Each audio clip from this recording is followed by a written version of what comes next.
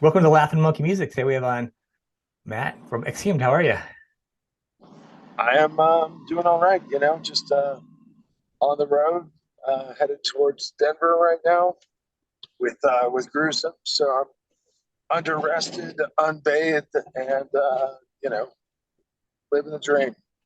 That's exactly that. You're selling tickets that way. That's exactly what people want. Unbathed, unrested, stinky, tired performance. There you go.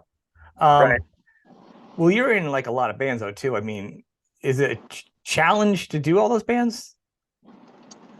Yeah, I mean, sometimes like not creatively, it's more just logistically Well, that that's what I mean. Yeah. yeah. The logistics get a little snarled, and of course, everybody in every band is also in multiple bands, so that becomes challenging. Yeah. Um, I mean, that part of it's a hassle, but creatively, it's really fun and stimulating and energizing. So it's worth it. Well, you're a very busy person. I mean, on your website, you're very. I've enjoyed your chronicling of stuff. Uh, And actually, you talked about you went a little different in the creative process over COVID for the movie. Can we talk about that a little bit? That's kind of cool. Um, Some fan fiction thing. You were working on some music piece. oh yeah, I did. I did a couple different instrumental things. I did like a solo album, and then I did a couple of short like YouTube films. And that was kind of everybody was like, "Oh, you should learn a new skill over the pandemic." So that's what I've been trying to learn. Well, that's what sounds And kind of cool, kind of a left turn, sort of. I mean, not in your wheelhouse, but kind of cool though. thanks. I mean, I really like film music, and I just like music pretty much in general. I mean, I like ska, but most music I generally You didn't can have to find throw a something genre to under the bus, you know. It's just yeah, so it was just it was something that I kind of screwed around with a little bit when we did the Death Revenge album with Exhumed, and I came up with some ideas, and then a friend of mine you know arranged them and put them together, kind of, and so that was sort of the first thought, like, oh, maybe I should try to learn more about this, and it's also fun because it's something that doesn't require anybody I else.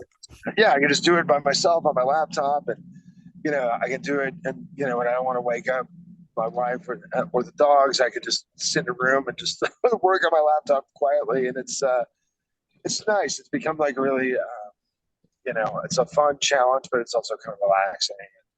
I think since the last things I've worked on, I think I've improved a lot. I hope so. I'm trying to figure out exactly what the next step, I guess, in doing. You know, hopefully that will lead to more opportunities to do cool shit. I think you should. It was good. It was funny. So I actually watched the fan version movie, which is really pretty good actually, because I've never actually seen something like that, and it's quite a rabbit hole of I didn't realize there's that much Oh, fan created movies. Oh my god, so much out it's there. it's endless. I mean, yeah, it's wild how much stuff there is. But And the so quality is great because you got so much great media equipment nowadays too. So it ups the game. You know, yeah, absolutely, man. Well, cool. Thanks for checking that out. that was pretty cool. So afterwards, with all the links, I want people to check all that different stuff out that you're doing. Obviously, want to talk about the tour you're doing now? You're, I'm out here with Gruesome, which is basically a death tribute band, but we write our own songs, so it's a homage, and I guess that sort of harkens back to the cinema thing because that's kind of a common thing in cinema, but not really in music. You know, where a director will be like, "Oh, I'm going to make a movie that's just like my other favorite director," kind of thing. So that's sort of what we do with Gruesome, and we were supposed to be in Europe, but I think the band we were supposed to go out with had some sort of personal or family or health thing, or I don't know exactly what it was. Um, so that tour got canceled, and again, getting back to the logistical challenge part, it's so rare that our schedules sort of align that I felt like, well, I mean, we all have kind of earmarked this time. Why don't we try and get some shows going? So we kind of put together the tour at the 11th hour, and we're just out here cruising through the Western U.S. having a good time. well, I mean, obviously, people are missing that band. I mean, they loved it. It's, you know, quite a legacy. So, I mean, I'm sure you've got quite a fan base too for that. They'll want to check it out. Yeah, it was a weird thing,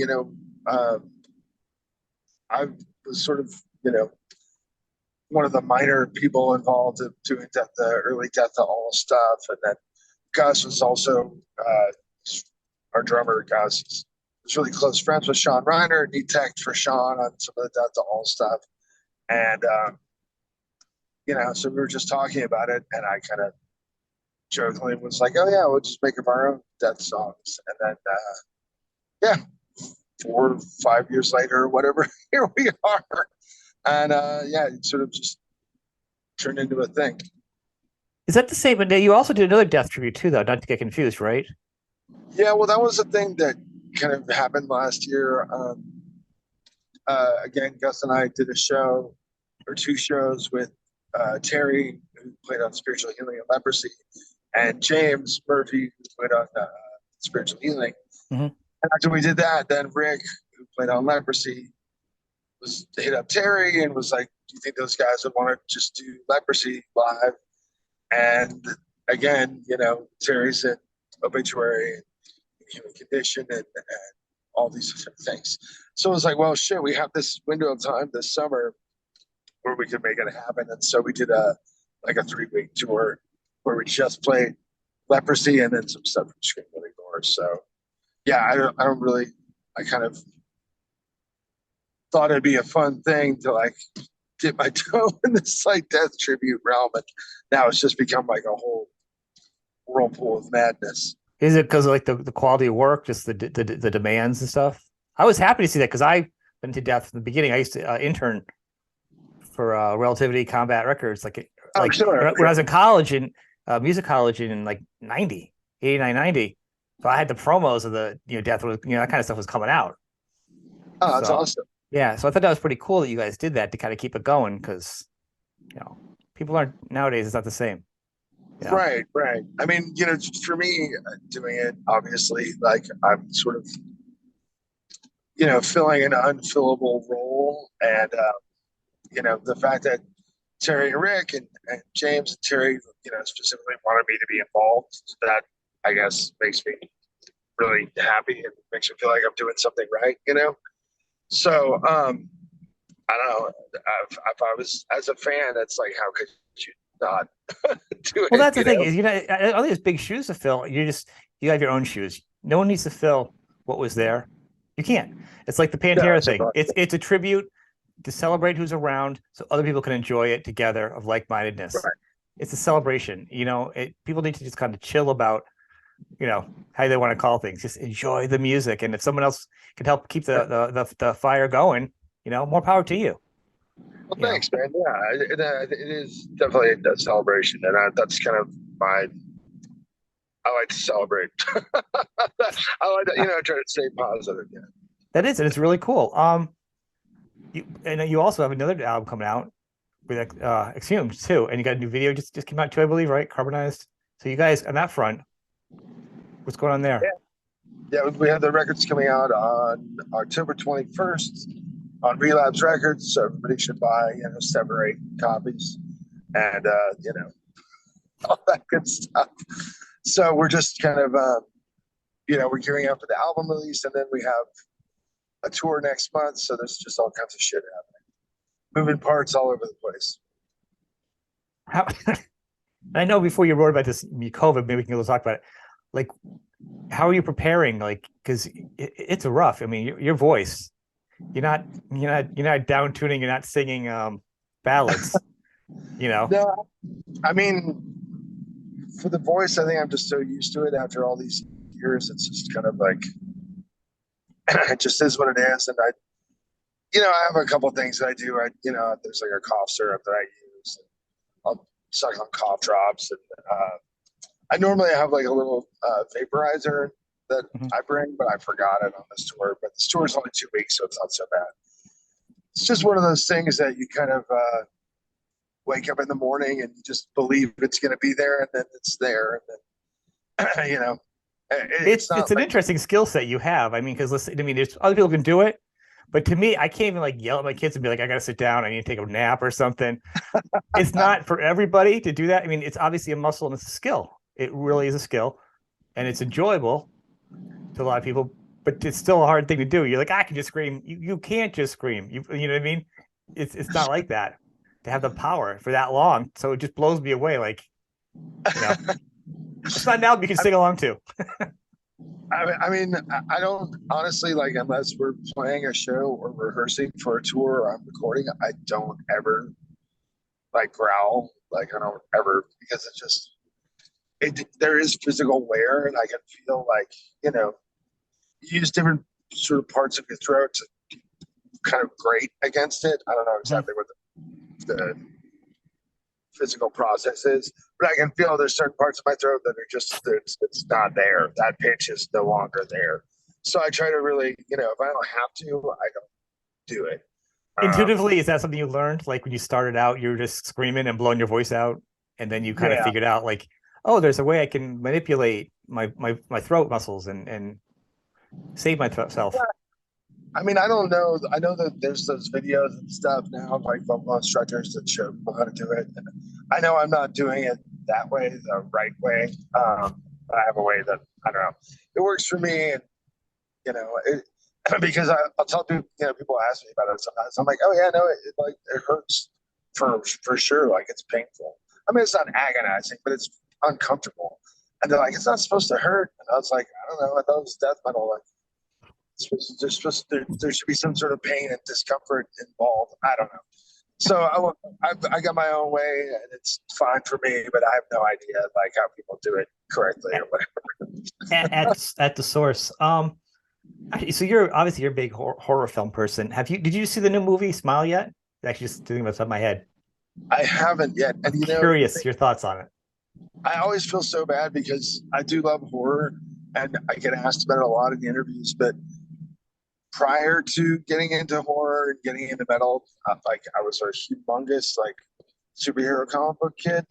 That was my shit in the early mid '80s. And so now there's so much media being produced in that realm that I find I have no time to like watch new horror movies. People are like, oh, have you seen X yet? I was like, oh fuck, I forgot. It was already out of theaters, and it was like shit. But I had to watch these 27 episodes of Daredevil and Harley Quinn. Let's And, be honest though. I used to be the same way with my superheroes, and then like they have these lame movies and stuff that came out, and you're like, oh, it was nothing. And also like the Avengers quality stuff comes out in Iron Man, you're like, oh my god. Like even right? people that didn't like comics growing up are like, this was great. I'm like, I know, I told you. So yeah, you know what I mean. So to me, I get that, and like you, I used to do a lot of horror films. I haven't because I felt like you're kind of get retreading in a way that it wasn't. Just like I was missing something. And for ha-has, I went to see Smile. That's why I'm asking because I don't usually see him horror films, and I was pleasantly surprised actually. It was Cool. it had a little bit of a twist to it, you know. Well, afterwards I realized it's Kevin Bacon daughter and Kevin Kira's daughter as the in the main role. I didn't even know that he had a kid, so it was amazing. Wow. I It's think a what made me family think business now. it is what made me think about it is the fact that in that movie she screams through the movie, and it seems like it's physically taxing, and it made me that's what made me think about it with you screaming like it's a physically taxing job, like emotionally, you know, it's a lot, Right. you know. That's gonna be a thing. Um, with COVID, you also kind of you were doing a lot of different things, and actually in your blog you're doing some too, and you were writing in, you know, pretty much off the cuff how you felt. You weren't like, you know, you said your fears, your this, your that, your concerns, which made it a really enjoyable read. I encourage people to check it out. I'll put the link in the show. It was like you're talking to you. It was very comfortable, right? That you did. I like that. Are you going to continue doing more stuff like that? Thanks. I always say that I'm gonna like keep up on the blog better, and I always fail. Or like a It's journal, just not like a journal, like, you know, do your camp, you know, yeah. like a kitten on it or something. I mean, I like a journal, like you're on tour journal, you know, I used hang to in do a lot of there. tour journaling several years ago, and then I found that it started getting kind of samey. It's like, all right, so we played here, we saw this buddy, and then we got drunk, and then we played there, and then we saw this friend, and our other friend couldn't make it because they were on tour with their band, and then we got drunk, and then we got on a plane, and almost missed the plane, but didn't miss the plane. And then we got drunk, and then All right, so maybe a little self-editing maybe would help. right. But it also kind of, to me, I guess, made me realize that there is a sort of, I wouldn't say monotony, but there's a repetitive rhythm to touring. And once you sort of get, once it becomes the norm, once you get inured to it, it I find it very comfortable with it, honestly. Like I have no problem sitting in the van for 10 hours. I can just read, or I can sit on my laptop, or I can take a nap, or I can whatever. So you just get in this rhythm. And yeah, that's so the journaling became repetitive, or I found it repetitive anyway. So I was thinking more of like, as I say, like on the road, like writing what you see, movies, your thoughts, your stories, not right. just writing about the tour, like a running diatribe of what you're thinking. Because you have a creative thought, you're thinking of this, like you could kind of just meander to different things. You know what I mean?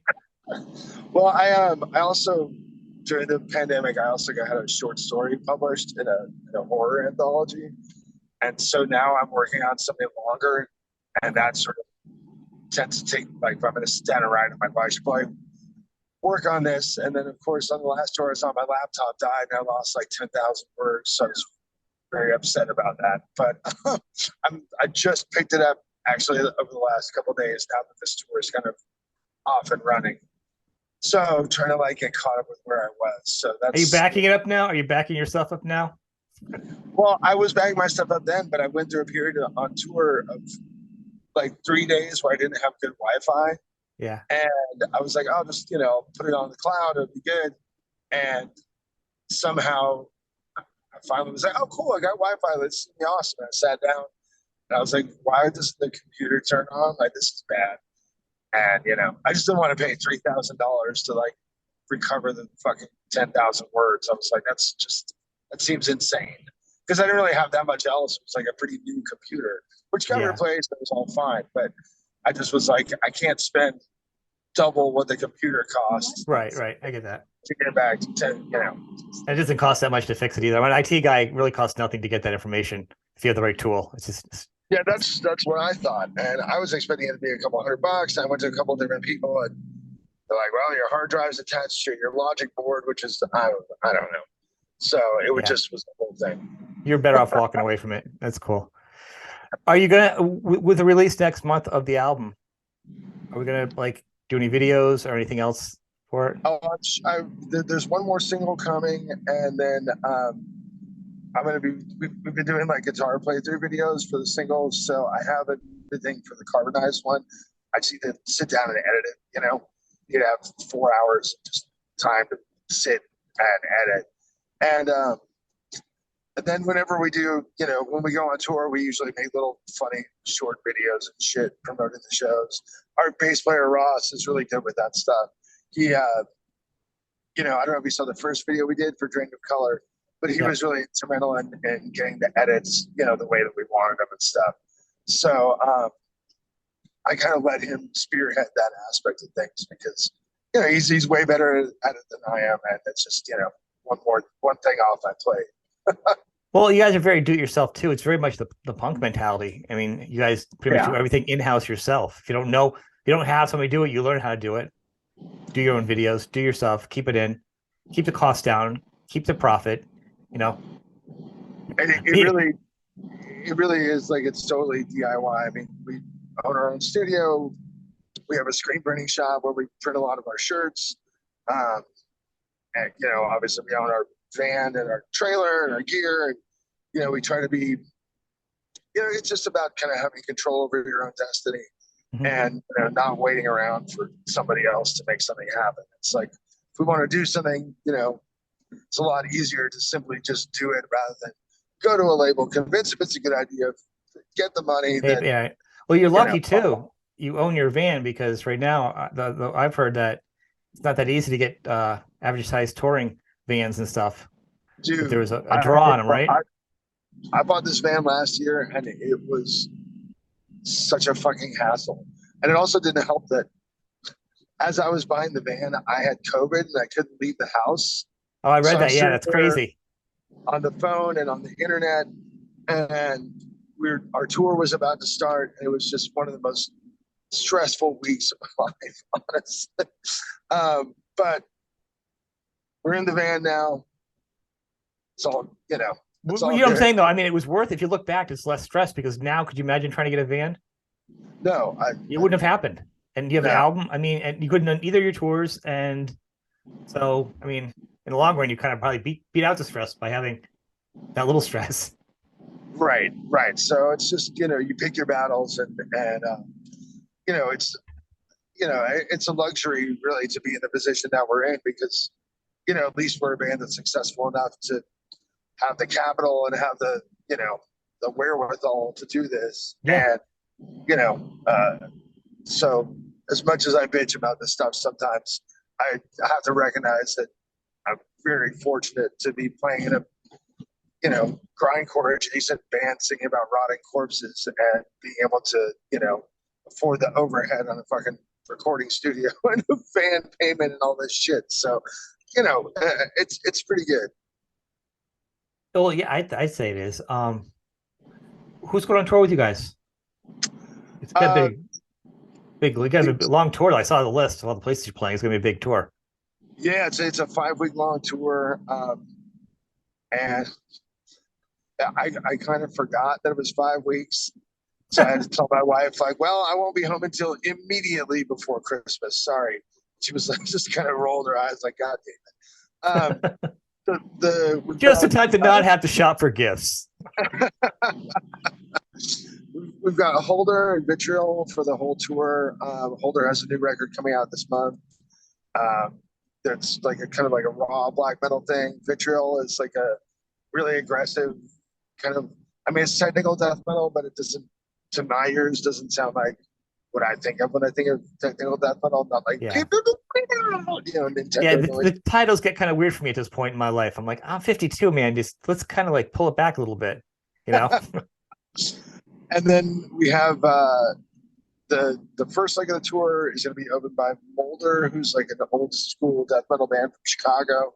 So we'll have Molder and Holder, and then the second half of the tour is we're going to have Castrator out there with us, which also features our bass player and Gruesome, Robin Mason, who's right behind me. Props out. Um, and that they're like an all female like brutal death metal band. They just had a record out on Dark Descent. That's So awesome. it's a cool tour because it's every band sounds quite different from each other and has their own thing. And I think I don't know. I'm excited about it. People seem positive about it, so hopefully people show up and see what I'm happens. sure they will. And are you do you have a hand in picking all the bands? I'm sorry. Are you picking all the bands yourself? Who makes up the choices for the bands? We work with our agent. It's not like it's not like a vending machine where you're just like, I want A, B, and C. But Well, we, no, we because you're a look around and see do-it-yourself what's type of thing, available. so you got friends. You know what I mean? Yeah, yeah. I mean, we try to have some input, and luckily the guy we work with, Ron Martinez, who's a singer for Final Conflict and shit. He's a really good agent, and he understands what we're about, and if he has a recommendation, then I take it quite seriously. Um, if I just picked all bands I liked, that might not be the best idea for putting people in the seats sometimes. So, we just see what makes sense, but as long as every band is good and has their own vibe and brings something to the table Right. and aren't fucking assholes, then I think it's a win. It's probably good as an outsider. Like you mean, you'd be like, Matt, is this a country? Is this a country music grindcore band? What are we talking about here? We need to You know, talk. Yeah. there's a lot of wild shit out there. I don't want to do a tour. Also, I mean, again, this is why maybe my own personal taste is bad. I don't want to do a tour where like it's four bands that sound really, really similar. Yeah. It's like everybody needs to stick out, and it's better for the audience. It's better for bringing in different kind of people that, especially with Exhumed, we toured so much. We got to give a kid a reason to come back for the seventh time, that kind of thing. And so forward becomes really important, you know. Um, and I think the hopefully, shows are comfortable though. hopefully For we I'm can. sorry, I mean, step over you. I think the shows, going to the shows, just like you touring is comfortable doing that same thing. Seeing a lot of your favorite bands is just kind of comfortable too. Of course, new music and a change is good, but there's something very comfortable about seeing your favorite band every year, Right, and you know what I mean. It feels good. right. It's like a shirt. It feels comfortable. It doesn't have to be flashy.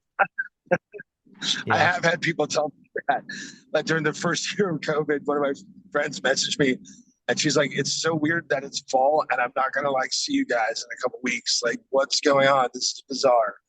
Yeah. And so that's great. I mean, that's the best thing to hope for. Like making any kind of art, whatever you want to call it, doing this shit, is that you get to become part of somebody's life.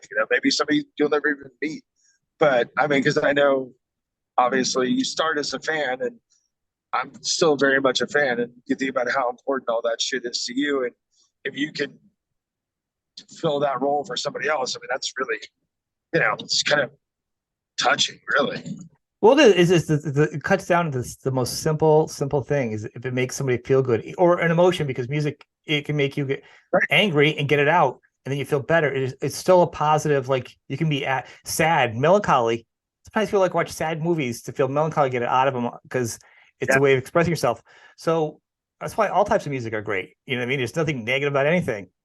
Yeah. Um, It's all about that cathartic experience where I mean, certainly for me as a teenager getting into this style of music, it was all about, there's a lot of rage, there's a lot of anger, there's a lot of alienation, a lot of frustration.